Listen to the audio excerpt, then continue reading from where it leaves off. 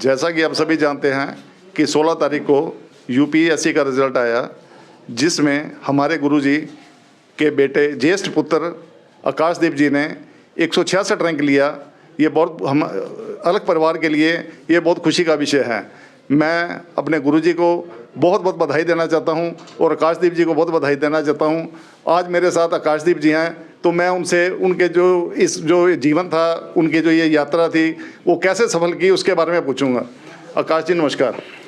नमस्कार सभी को, ओम अलख, और आपका धन्यवाद शब्दों के लिए। आकाश जी, आपका जो ये सफ़र है बचपन में, आप इस बारे में अपने जो हमारे जो साधक हैं उनको ये बताएंगे कि आपने ये जो सफ़र है, ये जो स्टार्टिंग कैसे हुई और आपके मन में यूपीएससी की जो क्लियर करने का विचार कैसे आया? बचपन से ही जैसे गुरुजी हैं जो कि मेरे पिताजी हैं, तो बचपन से ही जब हम छोटे थे तो उन्होंने बताया था कि ये एक सर्विस है जिसके ज़रिए हम ज़्यादा से ज़्यादा लोग जो कि गरीब हैं, जिनके पास साधन नहीं हैं, उनका भला कर सकते हैं। तो कहीं ना कहीं बचपन से ही मन में ये था कि आगे जाकर इस माइलस्टोन को अचीव करना है। लेकिन मैंने इसके लिए इसी पे फोकस किया कि जो भी मैं करूं, स्कूल टाइम में हो या कॉलेज टाइम में, वो सबसे अच्छे से अच्छे तरीके से करूं, अच्छे से अच्छे तरीके से करने की कोशिश करूं, और काफ़ी हद तक मैं इसमें सफल भी हुआ।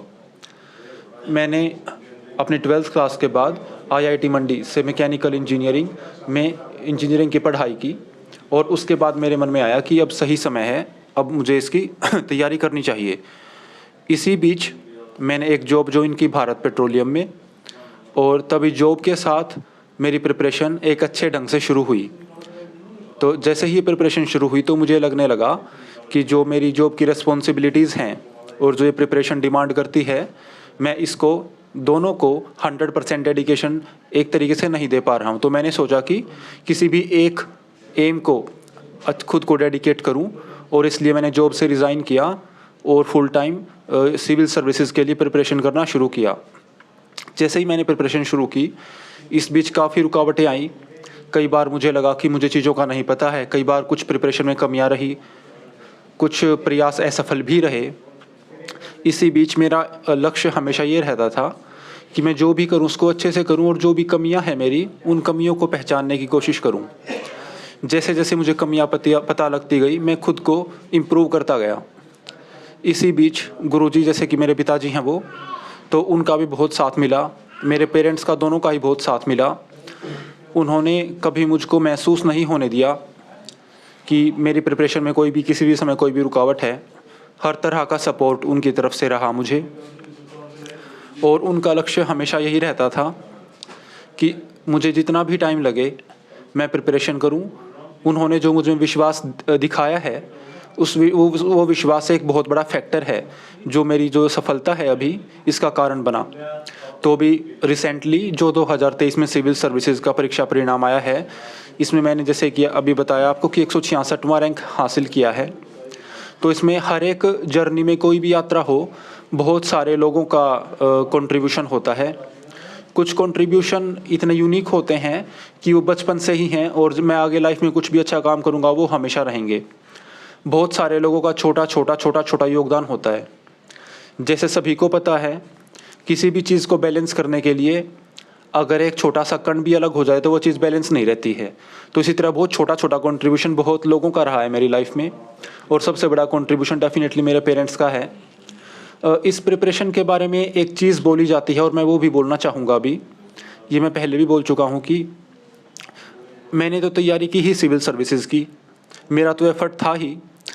लेकिन इस एग्ज़ाम के लिए जब कोई भी बच्चा, कोई भी स्टूडेंट प्रिपेयर करता है, तो केवल वो बच्चा ही प्रिपेयर नहीं करता, साथ में उसके पेरेंट्स भी प्रिपेयर करते हैं। तो ये एक पूरी फैमिली की प्रिपरेशन है, और मुझे लगता है कि मुझसे ज़्यादा एफ़र्ट मेरी फैमिली ने, मेरे पेरेंट्स ने, और काफ़ी लोग उन्होंने छोटा एफ़र्ट मुझसे ज़्यादा दिया है। तो अभी जाकर नाथ जी की कृपा हुई, मैंने भी मेहनत की, तो उसके बेस पे मुझे लगता है कि जो मुझे सफलता मिली है, और जो गुरुजी ने मुझे सिखाया है कि किस तरह से हमें लोगों का भला करना चाहिए, किस तरह से जन कल्याण करना चाहिए, मेरी आगे की यात्रा मैं इन सिद्धांतों को साथ लेकर चलूं और ज़्यादा से ज़्यादा लोगों का जन कल्याण करूं इसके द्वारा। अच्छा आकाश जी, मैं एक बात और पूछना चाहूँगा आपसे कि जो आजकल की एक युवा पीढ़ी है जो एक नशे की तरफ जा रही है या उनके अंदर संस्कारों की कमी है, तो उनको आप क्या कहना चाहोगे? देखिए, अगर हम नशे की बात करें तो सबसे पहले कोई भी इंसान है या कोई भी जीव है, उसका लक्ष्य ये होता है कि जो उसका दिमाग है, उसका हृदय है, उसका शरीर है, उसका अपने शरीर पर, अपने शरीर के हर एक ऑर्गन पर पूरा कंट्रोल हो। यदि हम नशे वगैरह का सेवन करते हैं या और चीज़ें करते हैं, ना तो हमारा खुद पर कंट्रोल रहता है और आदमी एक पशुत्व से भी बुरी स्थिति में चला जाता है। तो नशा तो एक आदमी के लिए एक पॉइज़न की तरह है, जिसका अनजाने में भी यूज़ नहीं करना चाहिए। और इसके साथ साथ जैसे संस्कारों की कमी के बारे में बताया है, संस्कारों की कमी के बारे में एक जो सबसे पहला बच्चे को कोई भी माहौल मिलता है तो वो परिवार में मिलता है।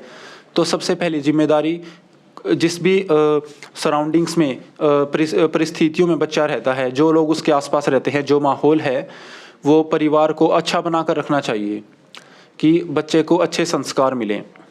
और साथ में जब हमारी उम्र बढ़ती है, जब हम 18, 20, 25 साल के होते हैं, तो उस समय हमारे अंदर इतनी शक्ति आ जाती है कि हम पता कर सकें कि क्या सही है क्या गलत। यदि युवा पीढ़ी को ऐसा लगता है किसी को कि उसको अच्छे संस्कार नहीं मिले या उसको वो माहौल नहीं मिला, फिर भी हर इंसान उस स्थिति में आ जाता है कि वो सही और गलत का निर्णय खुद कर सकता है। तो युवा खुद का आत्मनिरीक्षण करें और सोचें कि उनका जो चरित्र है उसमें क्या क्या गलत चीज़ें हैं, क्या अच्छी चीज़ें हैं। गलत चीज़ों को दूर करें और अच्छी चीज़ों को बढ़ाने के लिए और प्रयास करें। आकाश जी, मैं एक और बात पूछना चाहूँगा आपसे कि ये आपके इस रास्ते में कितनी क्योंकि एक आप साधारण परिवार से उठकर आपने ये अचीव किया है, तो इसमें आपको किन मुश्किलों का सामना करना पड़ा? देखिए, कुछ असफल प्रयास भी हुए, तो मुश्किलें तो थी। जैसे कई बार मुझे लगा कि गाइडेंस की कमी थी, कुछ मेरी चॉइसेस, कुछ जो मैंने चुनाव किए वो गलत थे, लेकिन मुझे कुछ खास परेशानियों का सामना नहीं करना पड़ा। और मुझे परेशानियों का सामना नहीं करना पड़ा, इसके पीछे जो मुख्य कारण थे, जिन्होंने परेशानियों को मुझ तक पहुंचने नहीं दिया, जो कि शील्ड की तरह मेरे आगे थे, वो मेरे पेरेंट्स थे। तो अगर परेशानियां आई तो वो उन्होंने ही सही मुझ तक परेशानियों को पहुंचने नहीं दिया, और इसके लिए मैं बहुत ज़्यादा कृतज्ञ हूँ उनका। और परेशानियाँ सभी के जीवन में आती हैं, और मेरे जीवन में तो उतनी नहीं आई, मैं सच कहूँगा, लेकिन फिर भी मेरा लक्ष्य हमेशा यही रहता है और मैं संदेश भी यही दूंगा कि आप जो भी करें, आपके पास जो नहीं है उस पर फोकस ना करें, जो है उसका सबसे बेस्ट तरीके से यूटिलाइज या उपयोग करने का कोशिश करें। ठीक है आकाश जी, जो आपने ये अचीव किया, मैं आज सारे इस अलग परिवार को और मेरे लिए बड़ा एक आज सौभाग्यशाली, मैं अपने आप को एक सौभाग्यशाली समझूंगा कि मैं एक IAS का इंटरव्यू कर रहा हूँ हैं। तो उसके लिए मैं उस पिता परमात्मा गोरखनाथ जी का भी धन्यवाद करूँगा, और इनके पिताजी जो हमारे गुरु जी हैं उनको भी मैं बहुत बहुत बधाई दूंगा, और उनके पूरे परिवार को बधाई दूंगा कि जो आने वाला समय हो आपका वो बहुत बड़ा हो, और आप इस जो अचीव किया है आपने, इसके बहुत ऊंचे मुकाम पर जाएं। धन्यवाद। धन्यवाद सभी को।